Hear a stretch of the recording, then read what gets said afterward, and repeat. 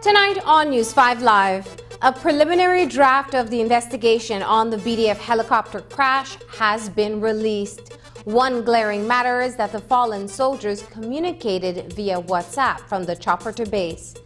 The 69 bales of cocaine seized during the anti-drug operation goes up in smoke. A Belize City resident is shot and killed, while an elderly woman is found semi-nude and murdered in Ladyville. And the validation bill is debated in the Senate. Details of these stories and more coming up in tonight's newscast. En la vida siempre hay más de un lado.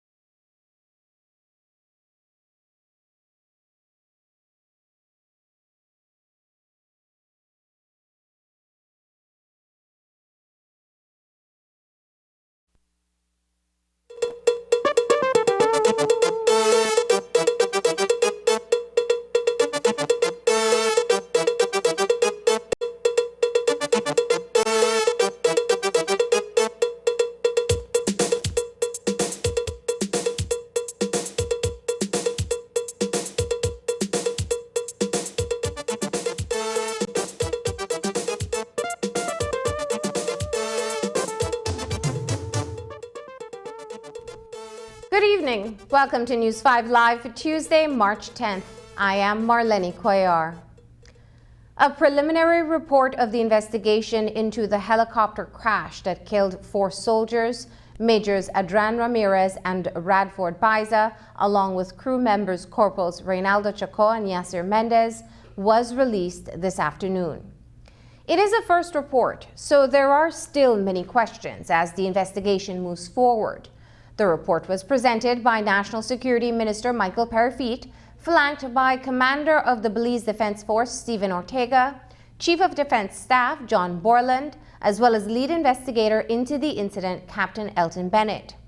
The report first delves into the timeline of the operation as led by the Joint Intelligence Operations Center involving the BDF and police. Minister Parafit presented the 7-minute report outlining the steps taken to commission the men that morning. On February 27, 2020, at around 1:38 a.m., the Joint Intelligence and Operations Center, JIOC, which is a combination of BDF, Coast Guard, and police, made a request of General Ortega, which General Ortega conditionally approved, for a helicopter to assist in the operation that led to the seizure of a drug plane a few hours later. At around 1:45, 7 minutes after that, JIOC calls Major Ramirez and tells him to get prepared for a mission, as General Ortega had conditionally approved a mission for him to deploy a helicopter to assist the JIOC with an operation. At around 2:12 a.m., Major Ramirez texted General Ortega and asked him if the mission is a go. At 2:18 a.m., General Ortega calls JIOC to get a briefing on the mission and repeats his conditional approval as he explains to JIOC that it would be up to Major Ramirez to finally determine if they can fly the helicopter based on the weather and other factors. At 2:22 a.m., General Ortega calls Major Ramirez and tells him that the mission is a go, provided that he, Major Ramirez, is satisfied that the proper conditions exist in order to safely fly, and that in his, General Ortega's, view, the weather will not clear up until about 5 a.m. At around 3:17 a.m., Major Ramirez texted General Ortega and said, "Sir, weather hold up, will depart." It is important to note at this point that at various times before February 27, 2020, JIOC and General Ortega had requested air assistance from Major Ramirez, and he refused to command a mission because of unfavorable conditions. This was never treated as insubordination, as it is accepted that when it comes to flights, the air wing has the final say. It is also important to note at this point that once Major Ramirez, as commander of the air wing, had decided to accept a mission, then he is the one with the total discretion to pick the pilots and crew, as was the case here. At around 3:54 a.m., Major Ramirez signs out on the helicopter and crew, and by around 4:07 a.m., the helicopter lifted off from the Williamson Base, Philip Goshen International Airport area. As to the actual communication involving WhatsApp messages, the content of those critical messages will not be released to the public or family for reasons of national security. Minister of National Security Michael Parafit says that there is a limit to what the public can know, but it is established that the last communication was at 4:33 in the morning, which is believed to be after the loaded drug plane had landed off the coastal road. According to Parafit, after that communication was made, it was expected that the helicopter would return to base, but it was found more than 24 hours later in the Gales Point Lagoon. Once the helicopter lifted off, then as per protocol, Major Ramirez communicated directly with JIOC, who were the ones spearheading the mission. At 4:18 a.m., Major Ramirez messaged JIOC and says, "We're here." A series of messages are then exchanged between Major Ramirez and Jayok, which I cannot reveal for the purposes of national security and the security of future operations. The families of the deceased and the public may not like that, but I plead to you to accept that. I have to strike a balance with what the public wants to know and what is classified. There is a limit as to what the public can know for the safety of our remaining security officers who sacrifice more than most of us can possibly imagine, much less stomach. Major Ramirez messaged Major Velis of Jayok at around 4:33 a.m. and then Major Velis responded at around 4:35 a.m. by saying, "Great help, Bedrin, thanks." At this point, the specific purpose of the helicopter in the mission had been served, and it was expected that the helicopter would return to base. Of note as well is that when Major Velis sent that last text message to Major Ramirez, a WhatsApp message by phone, the usual 2 ticks that you would see when you send a WhatsApp message to indicate that the other person has received it, and for some people who don't have their private WhatsApp messaging thing turned on kind of thing, it would turn blue or green to indicate that the person received it and has read it. Sometimes when you send a message, you see only 1 tick, which means that the person did not receive it at all, much less read it. That last text that Major Velis sends to Major Ramirez that says, "Great help, brethren, thanks," only had 1 tick, indicating that in normal circumstances then, Major Ramirez did not receive that WhatsApp message. That 4:33 a.m. message from Major Ramirez was the last communication from him. On February 28, 2020, after a search and rescue operation, the destroyed helicopter was sighted at 10:04 a.m. The initial rescue team arrived at 11:06 a.m. to the scene, and by 1:46 p.m., all 4 members of the helicopter team were recovered and pronounced dead by the medical officer on the scene. Once the news of this tragic incident became known, the Hondurans, Mexicans, Americans, and the British immediately offered their assistance, and the Hondurans arrived in Belize on the same day, February 28, and they stayed with us from then until they left Belize, March 6, with a report that I will now produce and distribute for the public, and it speaks for itself, along with the ballistics report from our ballistics department in the forensics lab. Following the minister's presentation, they fielded questions from the press. One of the main points covered today was the issue of usage of cell phone during the mission. According to the minister's presentation, communication on the day of the mission was all done on cell phone through WhatsApp messages. Now, the content of those messages we may never know, because the ministry is not releasing those as they cite concerns of national security. The issue with WhatsApp messaging is that it can't be verified by third party, because WhatsApp's end-to-end encryption ensures that only the sender and the receiver can access the messages. Here's how the Minister of National Security responded to those queries.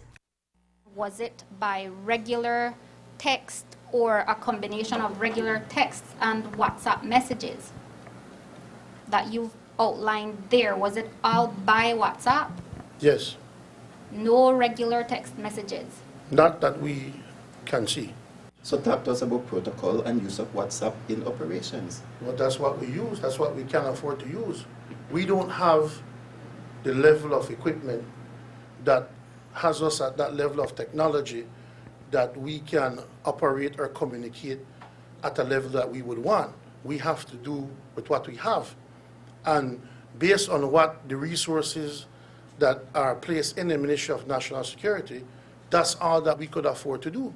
The report would also tell you serious limitations that we have when we go on missions, but we do what we can under the circumstances, and that's why ultimately the decision to fly or to operate on a technical basis rests with those technical people.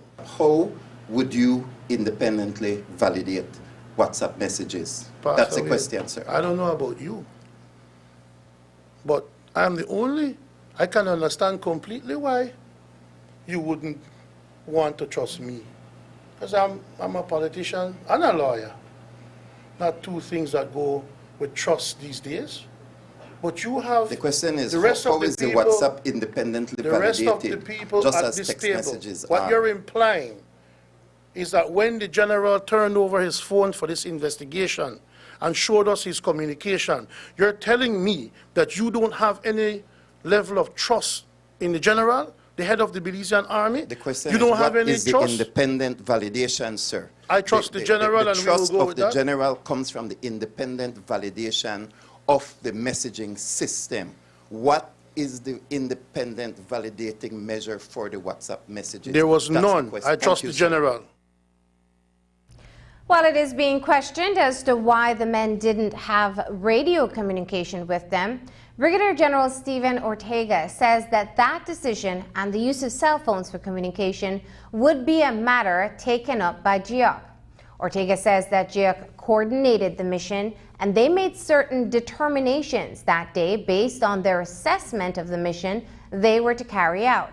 Here's how Ortega and Minister of National Security responded to further questions from the press about the WhatsApp messages. And is WhatsApp the only or the preferred medium used to communicate when you're out on missions? At times, because that is what is available. All right. So is there any other form of communication Sure. that would be used? Sure, we use radios, but depends on the availability and the location you're at. So radios wouldn't have been an option that morning, you're saying? Could be. I'm not sure, because it was JAC conducting the operations. But you as the general, don't you ensure that when your men go out that they're equipped, or your person in charge of operations, would he not have checked those things? It's a JAC-run operation through the air wing. They know what they need, and they send out that requirement. So JIAC knows all the procedures of the No, BDF the air wing. and- The air wing knows what they need for an operation that they've been tasked to do. Okay. And if that was the preferred method that JAC wanted, then they had to use that So JIAC determines what is used, you're saying? for certain missions. That area where those men would have been on operation or were supposed to be on operation, data is very, very, very spotty in that area. Like the communication there is, it's very dodgy to me. It would raise some flags that you would rely on WhatsApp in an area where data usage is a challenge. That to me, it poses to me a serious concern, and it puts a big limitation to me on these men who are out there. It poses a major concern to me. Could the general- It poses a major concern to me that we do not have the resources, enough resources, to deal with these kinds of missions. Indeed, that is my personal opinion. The fact that that is an issue now, and it's being seen as an issue now until 4 lives have been lost, I think, it says a lot about what is going on there in the BDF or the ministry, for example. If that now until 4 lives are lost, you're saying, this is a big concern that we don't have these equipment. I feel like clearly to me, it's that you sent these men out there unprepared, unequipped, to their send them out to their death. No, we did not send them out to their death. Major Ramirez had total discretion to refuse the mission if he believed that weather conditions were not favorable or WhatsApp messages could not easily be communicated. At any time, it is universally accepted within the military, and especially when it comes to flights from the air wing, that even if he needed to communicate but couldn't communicate, he could turn back and abort the mission. The discretion was totally his. So we put that responsibility on a dead man, you're saying? When you read the report, you tell me. Since it was really a GEOC operation and Mr. Velis was in charge of the GEOC operation and he was the last point of contact with that one stroke indication, was it not his duty to follow up? That's a part of the investigation that's ongoing. Minister, will you be making public these communications, these WhatsApp communications that purportedly had taken place? Absolutely not. It's a joke to you, Pastor Wade, but it's not a joke at all. Absolutely not, Roland. Why, Minister? Because it could expose other members of the security forces. Well, I thought these communications were just between the persons conducting the operations. And don't you think that that would expose certain things, Roland? Don't you think that communication with the captain, the person in command of the helicopter, and the head of JIOC on a mission like that one, don't you think that there would be communication that would reveal certain things that could harm some of our people who are still out there working to protect us? Family members of the deceased police defense soldiers who perished in the helicopter crash were provided a copy of the preliminary report of the investigation before it was released to the nation. The four families, along with their attorneys, Audrey Matura, Dean Molina, and Stacey Castillo, met with National Security Minister Michael Parafit, Chief of Defense Staff Admiral John Borland, and other officials this afternoon at Price Barracks in Ladyville. Minister Parafit detailed to the families the timeline of events leading to the unfortunate crash near the Gales Point Wildlife Sanctuary. Matura, who is representing three families, says that the families have not yet read the preliminary report and as such have not decided if they will accept or deny the findings. This is a preliminary report by the Hondurans who came and investigated. What page 14 basically says is it's pointing to human error. However, in a section of the recommendations, there are very revealing recommendations. I want the record to show right now, from the perspective of the families, they're not saying they accept that conclusion or they're not saying that they reject it. They believe at this point it is too early. There's much more to happen, much more to be considered, more evidence to come in. And so they don't want to jump and say they agree or disagree. But other than that, they will read it. They will consult who they have to consult, and at the right time, they will say what their position is. There's still a wider investigation as to the circumstances before, the protocols followed, the proper chain of command, even the means of communication, what was logged, what was not logged, and all of that. So we can't say in detail who actually gave it, but it would seem that the request came from the ministry, and there was some kind of agreement from the general, and thereafter the air wing took over and made the decision whether to go or not to go. In the recommendation section, they were recommending that they should not go out without proper radar communication, that they should not go out without night vision capacity, that they should not go out in certain weather conditions, that there are protocols to be developed. So like I said before, while page 14 speaks as to what the analysis or the conclusion is, the recommendations are very telling, but it is preliminary. There is indication from the minister, who was the one who briefed the family, that there's still an investigation to be done by the company that manufactured the helicopter. They have to do this, that the Americans also offered to come in with their expertise and do their own investigation.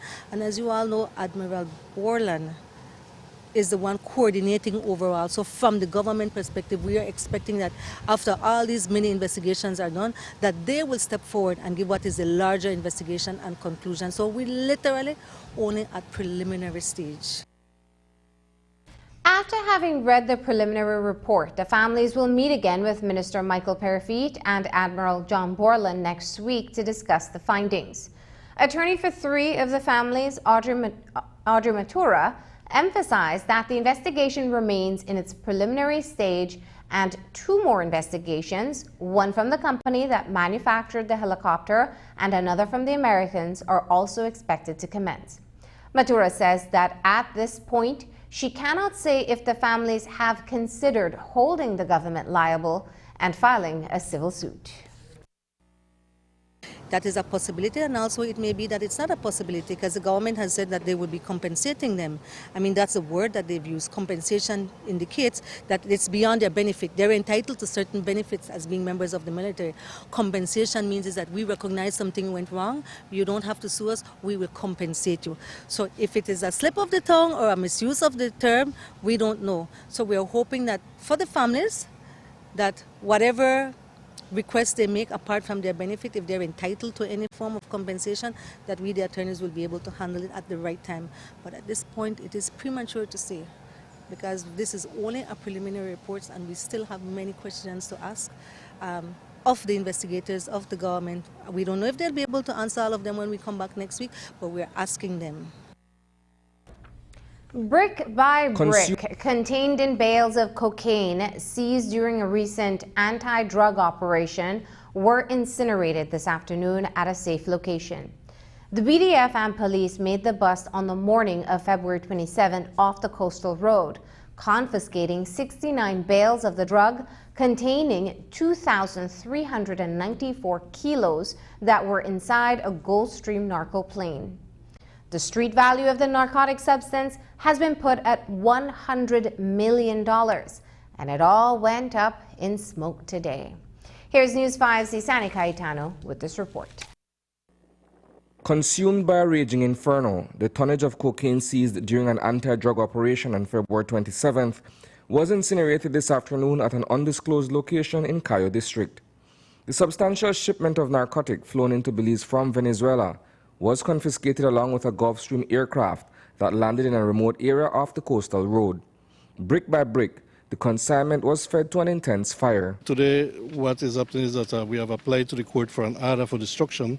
That was granted this morning, and today we have traveled all the way here from a safe location to this location of destruction, where we will now engage in the destruction of the drugs, witnessed by the magistrate, the clerk of court, a justice of the peace, senior crime technicians, the forensic, and the prosecutor and the investigator. A total of 69 bales were removed from the business jet and later housed at an unnamed site where the quantity was closely guarded around the clock. Once we discover drugs or seize a large quantity of drugs, the next process then is to go through a process of weighing each parcels, and once that is done and forensic is satisfied that it has been done, we then apply to the court for an order to destroy the drugs. So as I said, that has been done today, and now we have moved the drugs from its location to this location of destruction. The sizable haul is on record as one of the largest, if not the largest, bust in Belizean history. The process is painstaking and laborious. Each parcel is cut open, scrutinized by the team overseeing the disposal, and tossed into the fire individually. The men and women tasked with destroying the drugs will be here until the last kilo is burnt. We have 69 parcels of cocaine, and totaling over 2,300.94 kilograms. That's what will be destroyed today. Tied for, or pretty close to the second largest bust in Belize. That is correct. Great. It is my largest. While no one was arrested in connection with the bust, Commissioner of Police Chester Williams says that the department is monitoring a number of individuals suspected to be involved with narco-trafficking locally. Of course, we have people that we're looking at who we suspect to be involved in these plane landings, and we continue to monitor those persons and we continue to go after them, and there are several other things that we have been doing that I'm not going to share to the public where those persons are concerned. According to Operations Commander ACP Marco Vidal, Belize's war on drugs will continue to see a ramping up of efforts by local law enforcement to arrest the trafficking of narcotics through the country. As you know, the movement of drugs through our country as well as in Central America is becoming a frequent phenomenon. And our objective is to seize these drugs and arrest people and carry them before the court. So we foresee that other operations like these will be done, other operations conducted by the cartels, of course. And our mission is to ensure that we capture them before they can depart our country. No? Reporting for News 5, I am Isani Cayetano. Coming up, an elderly woman is murdered in Ladyville and a man is gunned down in the city.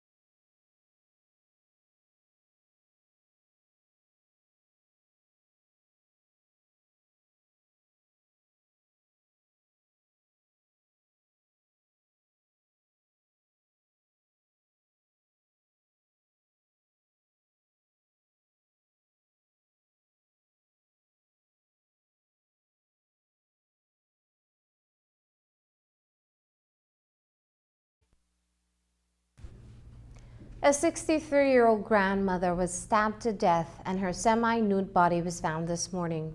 She's been identified as Carolyn Joan Arnold of Lake Gardens Road off the Philip Golson Highway.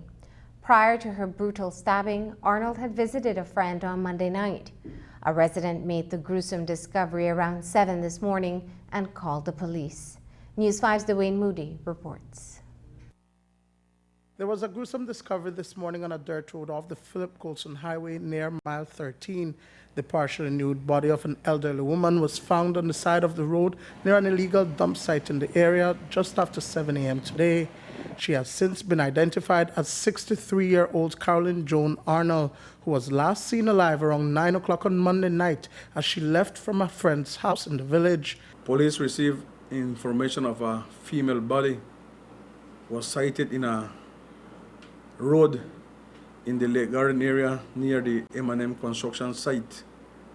As a result, police visited the scene where they observed the motionless body of a female person lying face up on the street side with an apparent injury to the body. Carolyn was killed less than a mile from where she lived on the Lake Gardens Road. It is not known where she went after leaving her friend's house. A resident whose relative discovered the body this morning says that around midnight her dogs were alerted by suspicious activity in the area. She later heard a vehicle speed off. Around 12 o'clock, I hear the dog and they bark and bark. So I get up and I come peep from my window. But when I peep out, I don't see nothing. So the dog then still keep on the bark and bark and bark. So I go and lay down again. So around 1 o'clock, I hear one car in front of my house, yeah. But the car stopped, and I don't get up. I just hear the car, they stop in front of my house. Then I hear, like, when it start again, it's walk, like, move a little bit more. And then I hear the car stop again, and the dog, and they bark and bark and bark and bark, and then no stop bark. So when I hear the car, they lock the door. So then when me hear the car gone more down head, and when I hear back up by the back of my house, the next road back, I hear the dog, then they bark again, and I hear them open the door again from the car. And then afterwards, I get like I start to think a lot of things. I say maybe something they happen outside, and I can't hear if somebody they scream or nothing, no, because the dog then they bark. When I hear this morning, I get frightened. I can't stop. I call my husband, and I tell him this morning, then he call Mr. World Del Campo, and then I get afraid this morning. This area is really isolated, right? No. There's a lot of bush wrong and no house nearly the wrong that side back of the house, so back of the road, no? Police do not suspect robbery as a motive because Arnold's cellular phone, jewelry and eyeglasses as well as other personal belongings were found on the scene. Investigators say that tests will also be done to determine if Arnold had been sexually assaulted. So who could have done such a callous act against the elderly woman? So do you believe that this may have been a crime of opportunity? Well, we are not sure, as her belongings were found with her. At the scene, police found a cell phone, a gold chain, and her eyeglasses. So, given that the body was found partially nude, is there any evidence of sexual assault? Not at this moment. We have to wait until the doctor conducts an examination of the body. We are interviewing the family members at this moment so that we can establish the exact motive as to this incident, as that is all the information that we have up to this time. We know that she resides in the Lake Garden area by herself, and the last time that she was seen was sometime last night by a friend when she left from her house. Police say there are no suspects at this time. Dwayne Moody for News 5. In Belize City, Devin Arnold died in a shooting on Friday night. Arnold was with his friend Wayne Pratt and others when they came under attack as they stood in front of a store. Pratt survived the gun violence and remains hospitalized. Police are following a lead that the shooting may be linked to a previous murder on Central American Boulevard last year. But Arnold's family says they are baffled at his murder. News 5's Dwayne Moody reports. Around 8 o'clock on March 6th, shots rang out on Central American Boulevard in Belize City. Two men, Devon Arnold and Wayne Pratt, were shot as they stood in front of Tommy's store by two gunmen who opened fire at the unsuspecting men.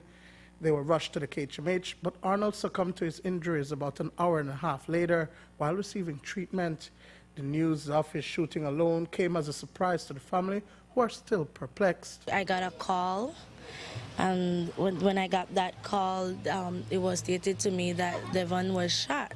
It was shocking because then I never would believe that it would have been Devon that was shot. I believed that would have been somebody else, and then that was it.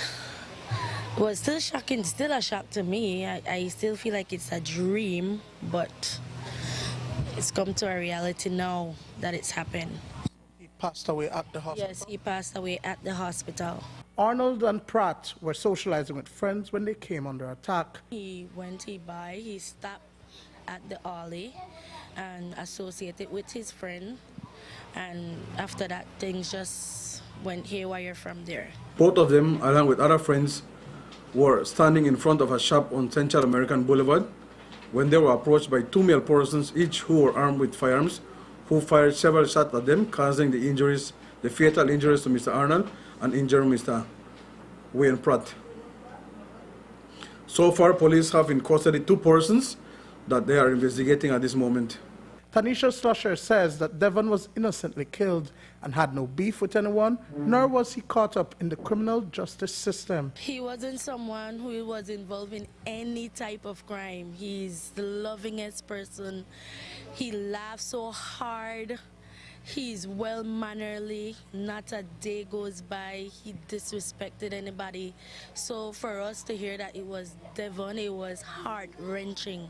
So heart-wrenching, because he was never a person who wronged anybody, robbed anybody, thief anybody, nothing like that.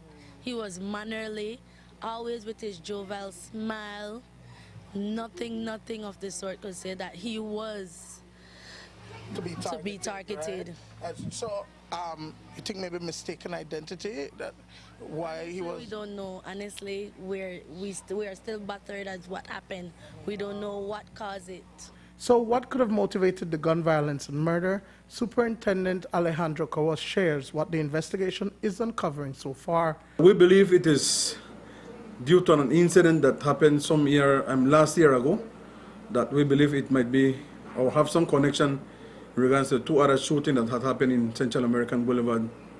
Do we know if he was targeted at any point before this murder? No. So you guys have established that Pratt was the intended target? We cannot be exact if he was the intended target, as there were many persons at that shop at the moment. I know that he and the other guy were the ones that were injured, no? But there, I think, were a total of 4 persons in the group. Sir, Devon was the cousin of Raphael, forgetting his last name, from the same yard. The family believes that the same person responsible for Usher's murder is responsible for this murder. How do the police feel? We have that person in custody. As I mentioned, we have 2 persons in custody, and they are being interviewed at this moment. The police are asking for the public's assistance in coming forward to share details on what happened to solve the gang violence in the area. Dwayne Moody for News 5. 24 hours after the fatal shooting that claimed the life of Devon Arnold, shots rang out once again in Belize City. The gun violence occurred in another hotspot of the old capital, in which Jarrett Jerry Jones was injured. Jones was heading to his house on Courtney Crescent when a gunman approached and opened fire. He was struck multiple times and rushed to the KHMH, where he was treated and discharged later that night. Superintendent Alejandro Cawas says that the incident may be connected to previous gun violence in the area. But was Jones the intended target? What police got us so far is that Mr. Jones was walking on Courtney Crescent, heading towards his home, when he was approached by a male person who fired shots at him, causing the injuries to him. We have know that there have been a number of incidents in that area, so we believe that it is connected to the other shootings that happened there last week. So was he the intended target? Well, at the moment, he was the only person on the street, no? There are no suspects at this time. There were 2 shooting incidents up north in the Corozal district. The first occurred on February 5th, in which Samuel Matura was injured. Around 8:30 p.m., Matura was targeted as he arrived at his house in the White Cocala area of Corozal town. Even as he was injured, Matura made his way to the police station several blocks away and was assisted to the Corozal Community Hospital. Superintendent Alejandro Coa says that Michael Franklin has been charged and remanded for the crime. He was about to park his vehicle. He saw a male person coming towards him who fired several shots at his direction. He managed to drive up to the police station where he was assisted and taken to the Corozal Community Hospital where he was treated and discharged. He received injuries to his left thumb and a graze to the body. Since then, he reported that he knew who was the person, and as a result, a male person by the name of Michael Hugh Franklin, 19 years, was detained, and on Friday he was arrested and charged for the crime of attempted murder, use of deadly means of harm, and dangerous harm. In a second shooting, which occurred on Monday afternoon, also in the White Cocal area of Corozal town, the target escaped unhurt. Vanessa Matas says that she exited a yard on Toucan Street, and as she was about to get into a car, a gunman who she recognized opened fire at her. That person has since been detained and charges are soon to be levied. Superintendent Alejandro Coa says that both incidents are as a result of an ongoing dispute between 2 groups in the area. While she was leaving from that address, she observed a male person who she knows riding a bicycle. As the male person approached her, he came off of his bicycle and fired several shots at her direction. She managed to drive away from there and thereafter made a report to the police. She escaped unhurt.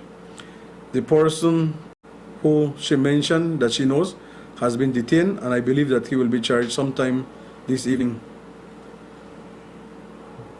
So then, do you believe that these incidents may have been linked or something? Yes, we believe that both incidents are related, as it is an ongoing dispute that they have in that area. Just before news time today, police formally arrested and charged Edwin Marin of Corozal town with the crime of aggravated assault with a firearm.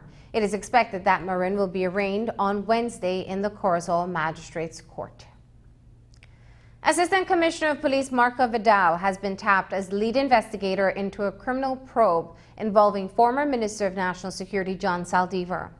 The Belmopan area representative resigned from cabinet on February 13th amid a scandal in which he initially denied accepting monies from incarcerated Armenian-American fraudster Lev Derman in 2013.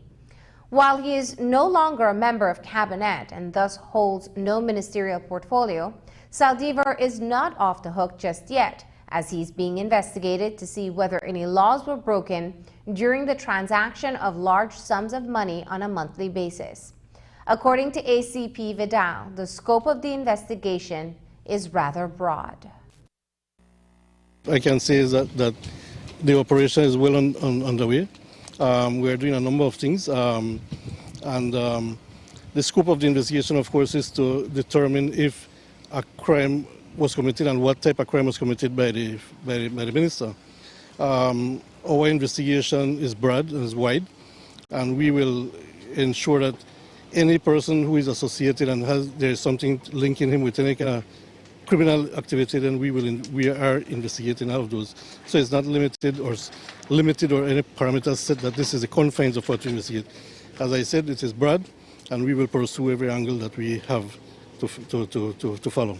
How important is it for you as the lead investigator for the public to have confidence that you've pursued every single angle in this issue? Well, like every investigation, this investigation requires a bit more work because it's a different level of investigation. But as I have said, from the onset, we have done a number of things already. But at its due time, the Commissioner will determine when a proper briefing will be given to the media and the public. But we are not in any way trying to circumvent anything or trying to let the media and the public don't know. It's just that once the commissioner has given a directive that we can bring out certain things, then we will. But as you all know, the matter has not been tried in public. It has to be tried in the court for us to get a conviction, right? So we don't want to jeopardize or compromise the operation or investigation in any way. But as I said, it is underway. It is well underway, and there's a number of things that are being done. After the break, the validation bill goes to the Senate where the debate is testy. And we'll have more on the helicopter crash that killed 4 BDF soldiers.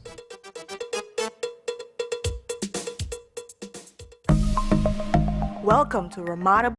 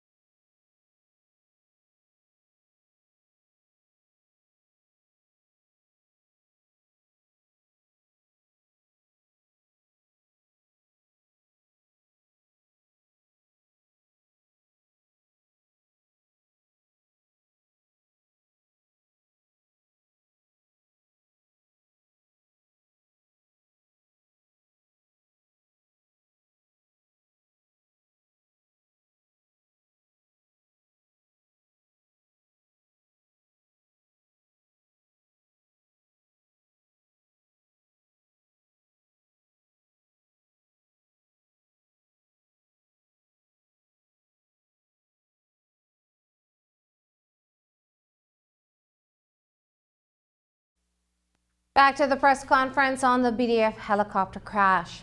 As you've heard at the top of the newscast, the issue of communication on board the chopper that morning of the tragic crash remains a matter of contention. Both the Minister of National Security and the commander of the Belize Defense Force have expressed concerns about the BDF not having the equipment that they need to work with. Today, Commander Stephen Ortega responded to questions about equipment needs, specifically radio communication. Have you in the past passed on a concern to your higher-ups that there was no radio communication available for the men in the air wing and that they had to be relying on WhatsApp? The ministry has a list of requirements for us. What does that mean? A list of requirements.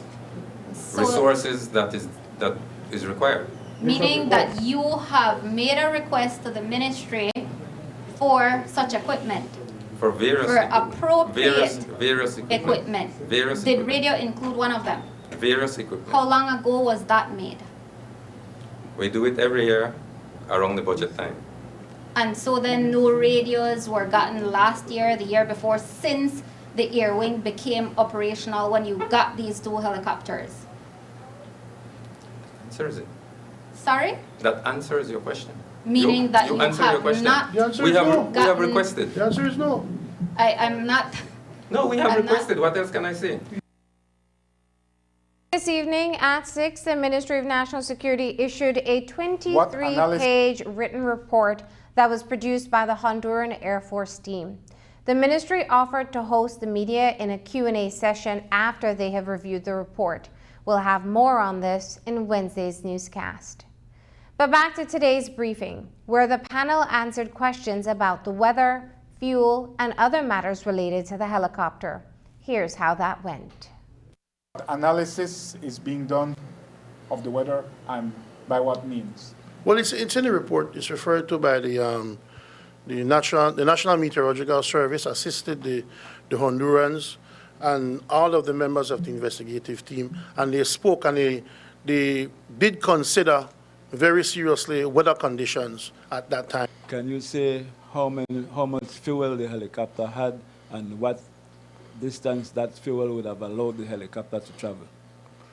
I don't know how much fuel it had at the time, but I know from what the investigation revealed that the maximum time it could hover or travel would be about 2 or 3 hours, I think. So, in effect, then the helicopter could have hovered for 2 or 3 hours, yet it was missing for a number of hours before anyone really realized it. That's a part of What the. can you say about that? That's a part of the ongoing investigation. Was there any previous mechanical failure that was brought to your attention in relation to that helicopter? Previous. Yeah. The engineers do checks, and whenever there's issues, we repair it and we fix them. So to your knowledge, that helicopter was flying just fine? Yes, excellent. It was in excellent condition. In Belmopan this morning, senators sparred over the recently tabled Government Contracts Validation Bill 2020. The controversial bill has a retroactive effect on 7 multi-million-dollar contracts that the Barrow administration failed to have the House approved prior to its signing. The bill comes after Leader of the Opposition John Briceño wrote to international lending agencies telling them that the contracts were not brought to Parliament for approval, including the $130 million for the upgrade of the Coastal Highway awarded to government's favorite contractor, Emer Hernandez. The senators today engaged in a debate expressing support and disapproval for the bill. Coming back to cure that mistake does not cure any of the negative consequences of having signed those contracts already, Mr. President. Right? And that is something for us to debate, because we are being asked now to vote or not to vote on it, and we need to make very clear that we are being asked now to validate. The word is used here is validate.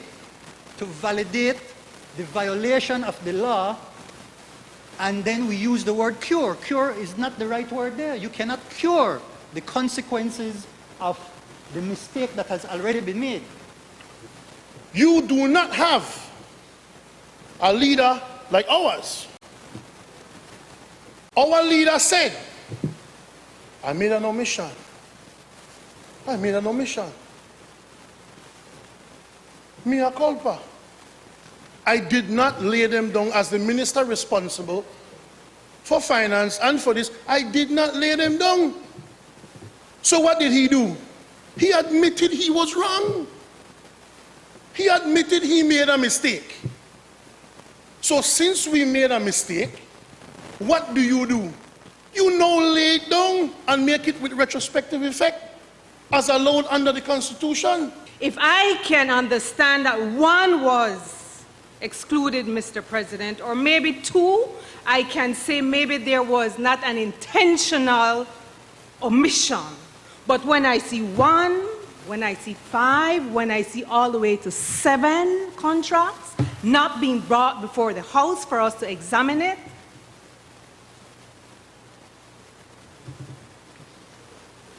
Then, Mr. Senator, as a conscientious Belizean, I asked, why was it not done?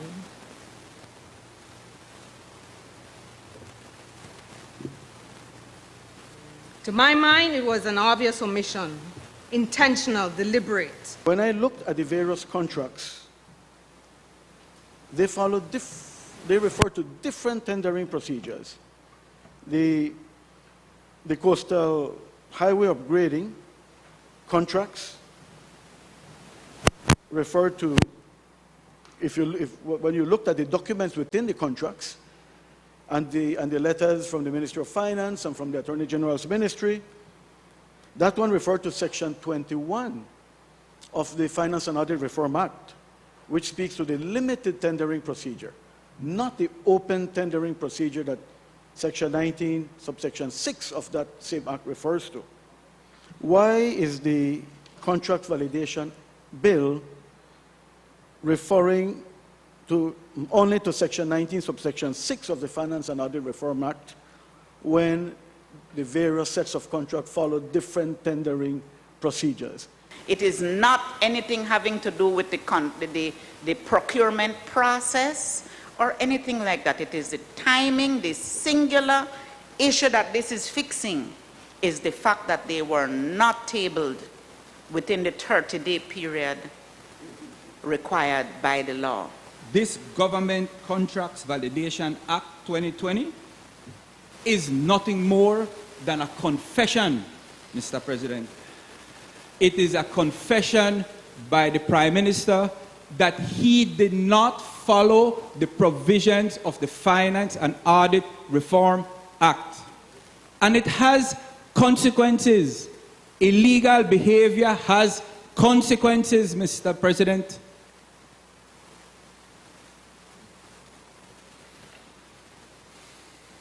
I am not the one telling him that his actions were illegal. The Chief Justice just said it to him a couple weeks ago. Minister Faber, the same one don't want for leader, say it in the House Friday. If we do not validate these contracts by the passing of this bill, the contractor can still collect and enforce their rights to the contract. So you want the contractors to collect the money and don't get the roads built? By coming here, we force them to do what they have to be paid for pursuant to the contract. Are you people blind?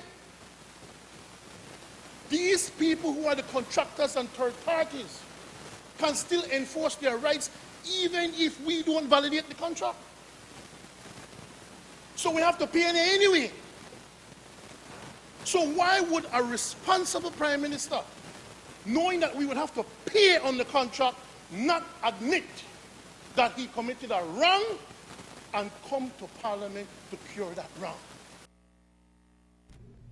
Senator for the Unions Elena Smith made it quite clear today in Belmopan that the National Trade Union Congress of Belize cannot and will not support the Government Contracts Validation Bill 2020.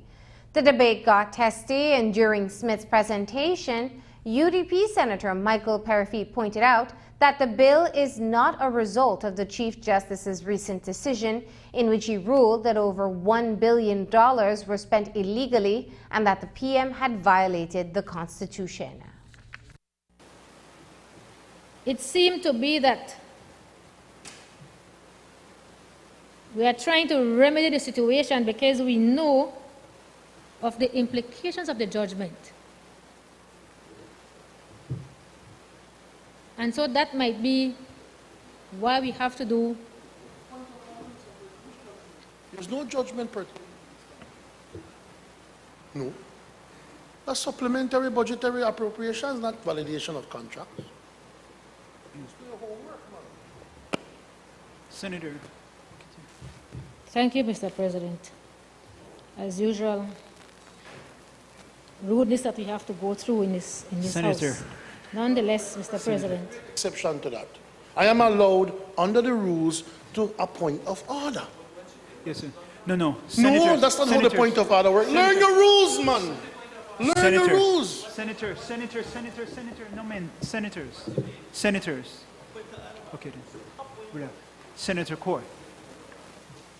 Attorney General, you're making a point of order. The point of order is specific. Direct me to the point of order that you're making. Point of order then. Let me get real technical with you, Mr. President. You cannot refer in any event then, how about this, to any judgment or ruling or any matter before the Supreme Court, because the law deems it, our standing orders deem it, that it is quite possible for our comments here to have an influence on those judgments. Okay. So we are not allowed to do that under the standing orders. That's one. Let me deal with that one. Continue, Attorney General. Number two, when you talk about a judgment and trying to do something as in the House and debate a matter in the House pertaining to a judgment that doesn't exist as it relates to these matters, you're imputing improper motives to the government. We're not doing this to try and undermine some judgment. That's not what we're doing here. There's no court matter on these issues here. I do not consider that it breaks the provision of Section 36(2). And I would just ask that she continue, but just be minded by the rule itself that there is such a prohibition, and I'm sure that the senator would guard herself accordingly. The NTUCB, having looked at this bill before us, the validation, if you will, of these contracts, have come to the decision that we cannot and we will not support this bill today.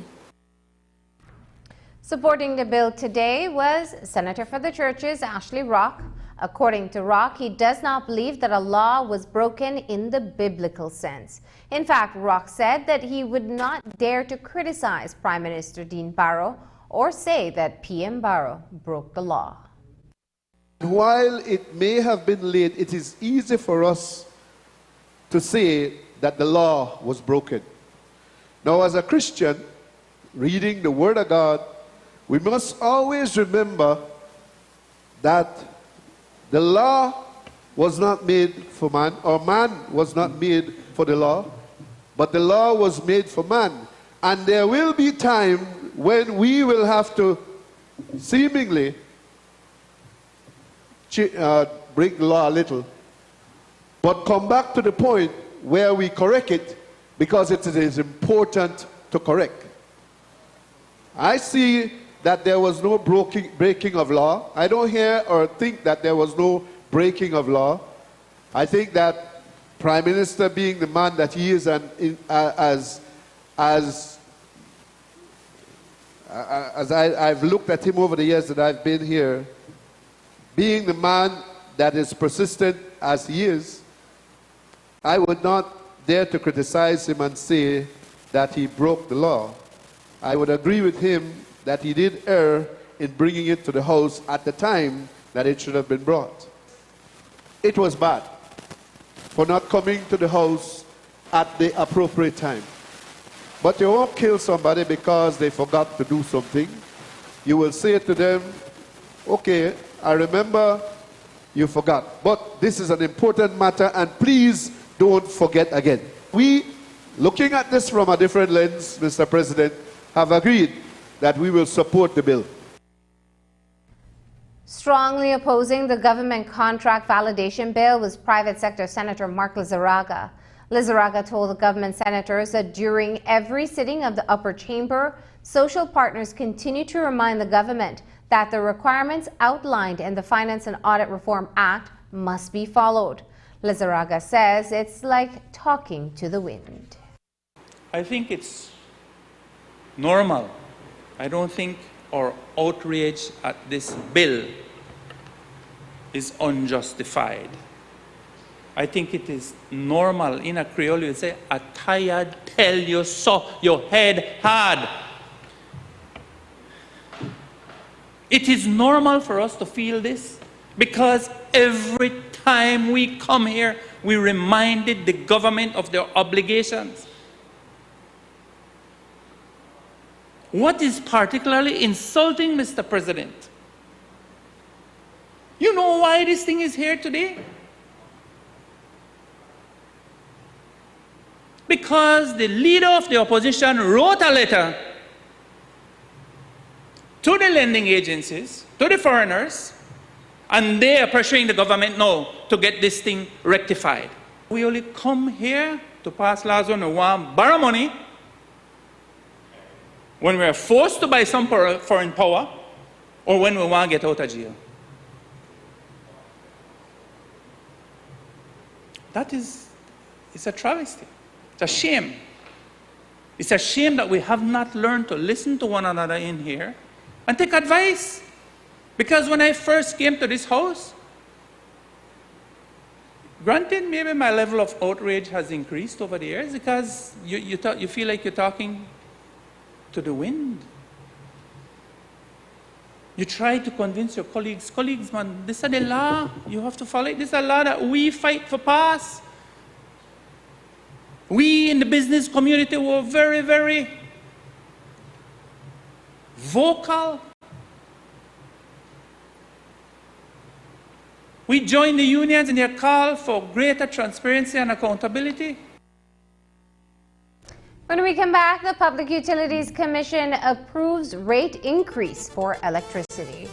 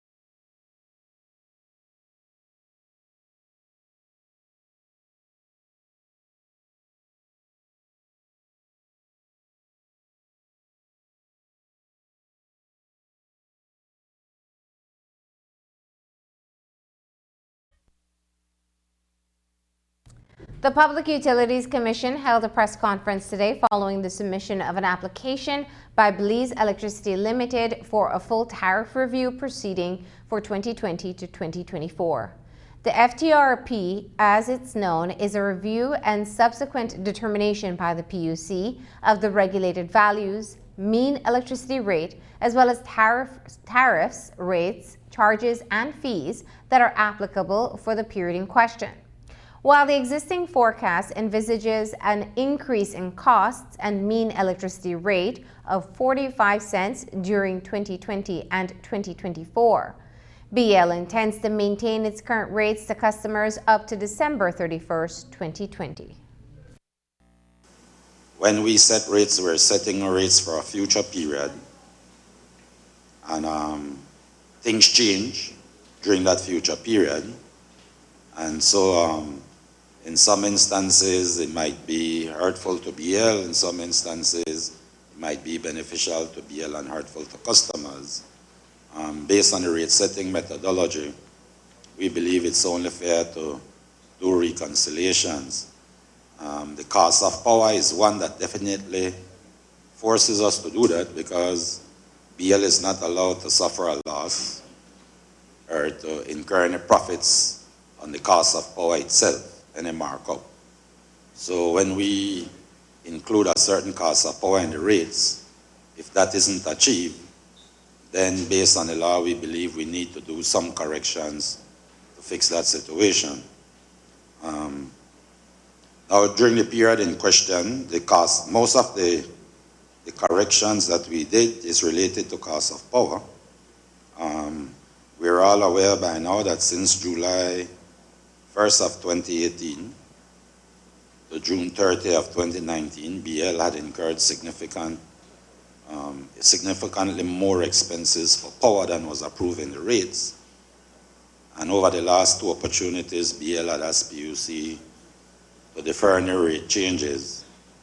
And so that amount basically grew. And when we did our corrections for 2018-19, we recalculated everything based on the investment, etc., based on the cost of power, and we approved a total tariff basket revenue for that year of $265,039,196. During that same period, BL realized a tariff basket revenue of $233,156,016. So that produced a difference of $31.9 million in favor of BL. Plans to invest almost $300 million in the national electricity grid to connect new in-country renewable sources of energy, introduce smart grid technologies in order to improve the reliability, quality, and efficiency of service to customers. It is an 80% increase in capital expenditures compared to the investments made in the existing full tariff period ending in June. Chairman John Avery of the Public Utilities Commission explains. BL had asked for some $283 million in investment over the period. We did not, I will not say we did not approve, but we did not consider every single one of those investments during this FTRP. These are for future events, and the Commission felt that we needed a better explanation from BL before we considered some of these investments. And so, while those weren't included in what we approved in this FTRP, we're not saying that they're off the table completely. We just need more information before we give them due consideration.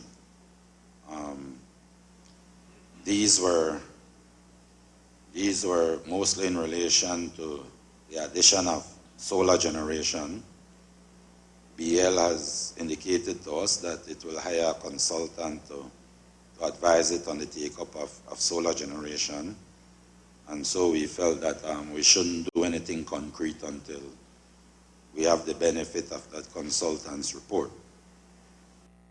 Coming up after the break, arson was the cause of a fire in the Gungulung area over the weekend.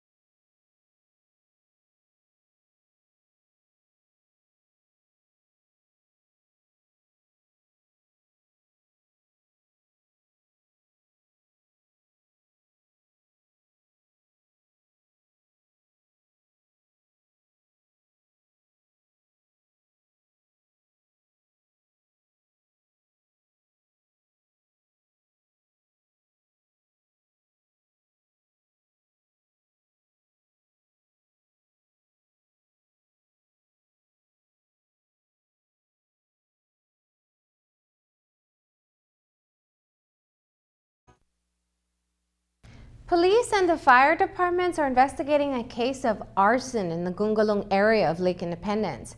A small wooden structure belonging to Raymond Allen was gutted over the weekend, and an investigation by fire officials has determined that it was deliberately set ablaze. Station Officer Kenneth Mortis says that the fire started at the rear of the house, but an accelerant was not used. The investigation has also uncovered that there is an ongoing land dispute for which Allen had been threatened. When we responded, we found the remains of what was an approximate 10 by 10 wooden structure engulfed in flames. Our investigation led us to determine that the structure was owned by 36-year-old Raymond Allen, a construction worker of a Belize City address. Now, the thing is doing that while the structure was being owned by Raymond, he wasn't occupying it per se. He would do periodic visits in terms of making sure the structure is still standing still. However, on that fateful day yesterday, when he arrived on the scene, it was only to be alerted that his house was on fire. What is the investigation showing so far, sir? It's an arson? We have come to the conclusion that the fire was started as out of a malicious act. We've also learned that there were some land disputes, and he was being threatened before in terms of pack up his stuff and get off the property. So we have concluded that somebody intentionally lit Mr. Raymond's house on fire, and we are now trying to locate the individual responsible for this mischievous act. Around 2:30 on February 7th, there was a home invasion on New Road in Belize City. Businessman Obadul Islam reported to police that he woke up to discover that two armed men had broken into the house. The men then proceeded to rob him and other persons inside the house of an undisclosed amount of cash, an assortment of jewelry, and electrical items. Superintendent Koa says that the investigation has since determined how the thieves gained access into the house.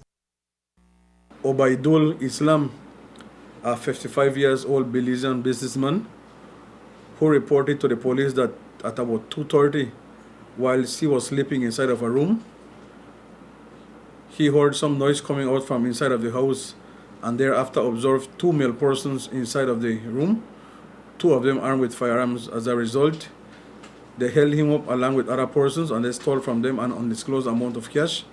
Thereafter, the person made good their escape. Police has since detained two male persons who are presently in custody and being interviewed. There was an armed robbery on the evening of March 6th in Ladyville. In the Lake Garden community, Diane Martinez, her husband, their daughter, and their employees were at a construction site when they were robbed at gunpoint by three assailants who later escaped in the Martinez's vehicle. The victims were all taken inside an incomplete structure and bound before they were relieved of their personal belongings, over $3,000 in cash, a 9mm Smith & Wesson firearm, jewelry, cell phones. The three armed thieves then got away in a white Chevy Equinox, which was later discovered abandoned in the Ladyville village. Superintendent Alejandro Koa says that they are investigating whether Martinez was set up because she lives in Belize City. Whilst they were at a yard where a construction is happening, they were approached by three male persons who were armed with firearms. As a result, she, along with other persons who were working on the construction site, were taken inside of the building and they were tied up. And stolen from them were an amount of cash, a firearm, and a vehicle, which they used to escape. Police found the vehicle on the following day in an area in Ladyville. So far, no one has been detained for this incident. Sir, anything to suggest that they may have been set up? That is something that we are looking at, as we know that they reside here in Belize City and they are having a construction site in that area, in the Garden area. So nobody detained? No, nobody has been detained for this incident. Up next, James Adderley looks at the sporting activities over the holiday weekend, including the winner of the Belikin La Ruta Maya. What makes for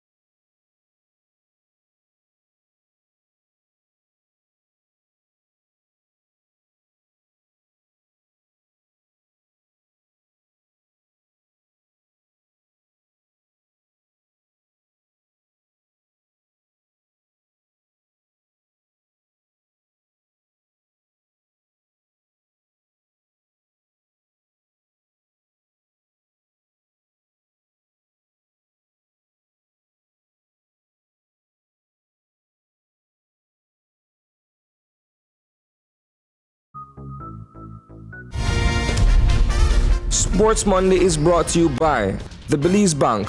Our country, your bank.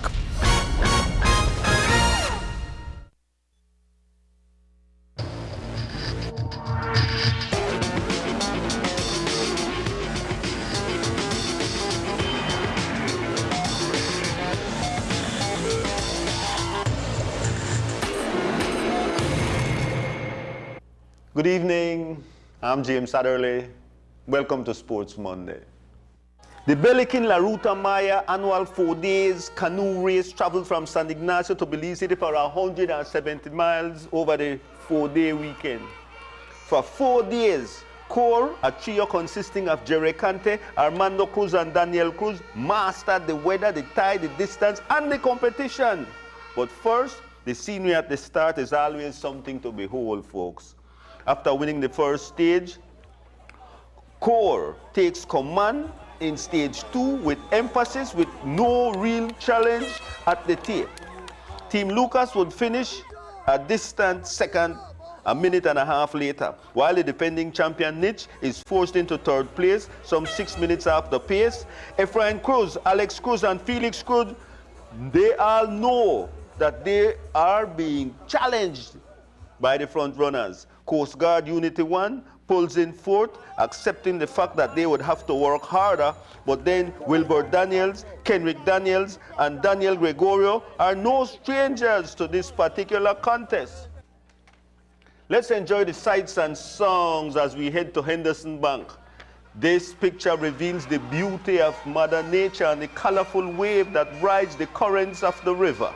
At Henderson Bank, Day 3 finds Core having to go into overdrive, facing a severe and determined challenge from Niche, but again, Core prevails. They understand that they had the strength to keep any threat at bay, while Coast Guard Unity 1 stayed within striking distance. The final stage to Belcan Bridge in Belize City would demand perfection, and any mistake would be costly. In fact, winning at the finish line would be considered very prestigious in this event. Note the struggle as Coast Guard steps out to overtake the Core team, who immediately ratchets up the pressure. Niche shows signs of struggle, and it's money time when Core passes under the bridge to deservedly take top honors in 2020. We say congratulations to Jerry Cante, Armando Cruz, and Daniel Cruz. Coast Guard Unity 1 grabs the runner-up spot to the stage and overall win. Niche, the defending champion going in, had to settle for third place in the final stage by some 1 minute and a half. Team Pack finished fourth in the final stage. Lucas Oil paddled in for 5th place and takes the win in the mixed class. Bandit Sports Club finished 5th in the stage and overall event. Team Lucas won the female mixed class. Print Belize / Robel and Company took the Masters class. Wedende is boss of the pleasure class, while the BDF Wave Runners took the family edition. We say congratulations to all, and hey, let's do it again next year. Turning to the National Amateur Women Football Tournament, on Saturday, we find Santa Elena Strikers visiting the Stann Creek Hyper Joel team inside the Carl Ramos Stadium. Hey, a heavy downpour also visited this event. 7 minutes in, this set piece from Sabrina Ely finds Rhea Burgess, who turns on this ball to give Altitude Chicks a 1-0 lead. On this press, goalkeeper Riga's Janelle Nunes takes care of business for Hyper Joel in heavy traffic. Sabrina Ely trails this loose ball to power it at goal from long distance, and just like that, it's 2-0 Altitude FC in the lead. Now view this watery struggle. Rhea Burgess tries at goal but is impeded by the water. Miriam Martin digs it out the goal, only to see Diana Vega speed past the keeper to make it a 3-0 score. The Hyper Joel keeper then allows this ball to slip out of her hands, so Sabrina Ely says, look what I've found, and she makes her pay. The lead is now 4-0. So we go to second half action, and as you can see, the downpour might have cooled off, but the saggy pitch subtracts from the control of the ball today. Now watch Pauline Linares summon real power from long distance at goal, but the ball fails to dip at the 59th minute. Miss Linares lifts this ball to the goal mouth. No one could reach it until Sabrina Ely comes into the picture to score into an empty net for the hat trick. Altitude Chick defeats Stan Creek Hyper Jewels 5-0. In other results, Rumbera stopped Toledo Divas in a 4-zip finish. Dangriga Warriors shook up Santa Elena Strikers 5-0. Verdes Rebels edged San Pedro Invaders 3-2, while Gladiators jolted the BDF in a 1-zip blast. Hey folks, that's our show for today. We return to our usual time slot next week, Monday. Ja over all. I'm James Adderley.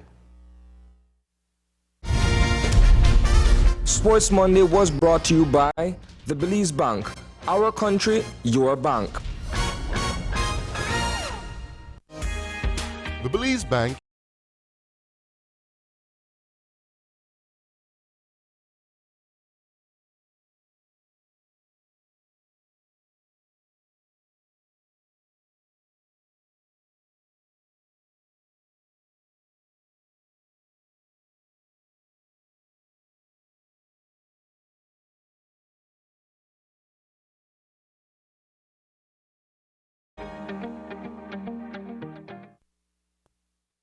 And that's the news. Don't forget that tonight's broadcast is available in both text and streaming video at channel5belize.com. You can also connect with us on our Facebook page at facebook.com/News5Live. I'm Marlene Cuellar. Thanks for joining us, and from all of us here at News 5, good night.